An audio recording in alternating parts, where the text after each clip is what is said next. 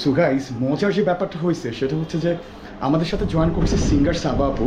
তো চলো, তার সাথে আমার তার আগে কখনো দেখা হয় নাই, বাট তার অনেক গান শোনা হয়েছে। আশা করি তোমরা দেখলে চিনতে পারবা। তো এটা কিন্তু আমার ফার্স্ট টাইম সাবা আপুর সাথে দেখা না। হ্যাঁ, এই তো আলহামদুলিল্লাহ। আর অনেক বেশি ভালো লাগছে, কারণ এই তো ফিশন হলিডেজ থেকে আজকে আমরা ট্যুরে যাচ্ছি তারপর সেই মজা হবে না? হ্যাঁ, সেই মজা। তা আপনার নামে কমপ্লেন হচ্ছে, আপনি লেট কেন করছেন?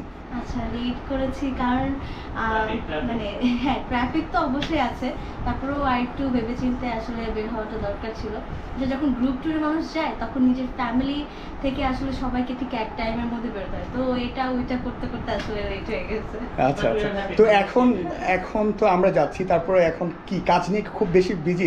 আপনাকে আগের মতো আর দেখা যাচ্ছে না কেন? আগের মতো দেখা যাচ্ছে না কারণ আগের মতো মানুষের রুচিবোধ নাই, মানুষের রুচিবোধ চেঞ্জ হয়েছে।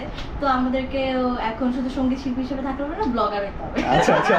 তো তো এইটা কিন্তু আপুর থেকে খুব চমৎকার একটা কথা ছিল যে সিঙ্গার হয়ে থাকলে হবে না, ট্রাভেল করতে হবে, ব্লগ করতে হবে। তো আপুর সাথে আমি আছি, আর আপুর সাথে আমার ফার্স্ট টাইম দেখা।